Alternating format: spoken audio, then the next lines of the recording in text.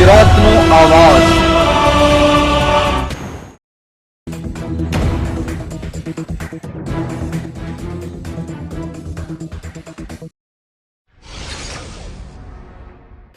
જૂનાગઢ જિલ્લાના ભેસાણ તાલુકાના વિશાળ હડમતિયા ગામે એક વૃદ્ધ ઉપર ઝેરી મધમાખીના ઝુંડે કર્યો હુમલો।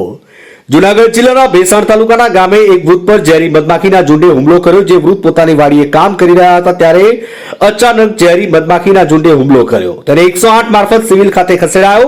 તાત્કાલિક સારવાર આપવામાં આવી, જેને સારવાર દરમિયાન મૃત્યુ થયું। વિશાળ હડમતિયાના રહેઠાણ ચક્કાભાઈ આલાભાઈ વાઘેલા ઉપર મધમાખીના ઝુંડે ખેતરમાં હુમલો કર્યો।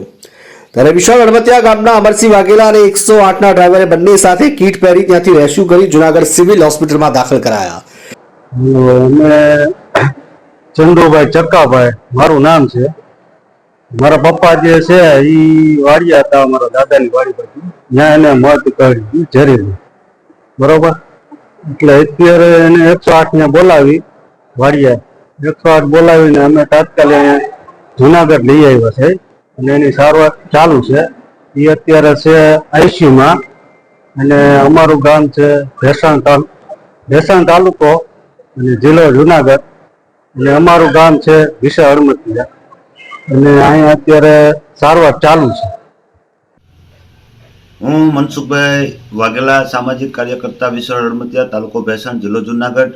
અમારા ગામે તારીખ 7/1/2024ના રોજ એક ચક્કાભાઈ આલાભાઈ વાઘેલા તેઓ ખેતમજૂરી કામે ગયેલા ત્યારે તેને ઉપર ઝેરી મધમાખીના ઝુંડે હુમલો કરતા તેઓ ત્યાં ખેતરમાં પડી ગયા હતા। રાડા કરતા આજુબાજુના ખેડૂતો ભેગા થયેલા અને એ દરમિયાન 108ને ફોન કરેલો અને 108 આવી ત્યારે 108ના ડ્રાઈવર અને સ્થાનિક અમરસિંહભાઈ વાઘેલા તેઓએ કોરોનો કીટ પહેરી, માથે હેલ્મેટ પહેરી રેસ્ક્યુ કરી અને મધમાખીના ઝુંડમાંથી ચક્કાભાઈને બહાર કાઢી તે દિવસે જ સિવિલ હોસ્પિટલ જુનાગઢ દાખલ કરવામાં આવેલા। જુનાગઢ સિવિલ હોસ્પિટલમાં તેઓ આઈસીયુની અંદર 24 કલાક સારવાર મળેલી અને સારવાર દરમિયાન તારીખ 8ના રોજ ચક્કાભાઈ આલાભાઈ વાઘેલા, રહેવાસી વિશાળ હડમતિયા, ઉંમર વર્ષ 75, તેઓ ખેતમજૂર, તેમનું મૃત્યુ થયેલું છે। 24 કલાક સારવાર દરમિયાન તેમનું મૃત્યુ થયું હતું। તેમના પરિવારમાં શોકનું મોજું ફરી વળ્યું।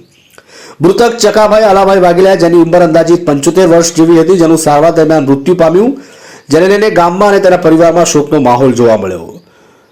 જૂનાગઢ ભેસાણથી કાસમ હોથીનો રિપોર્ટ।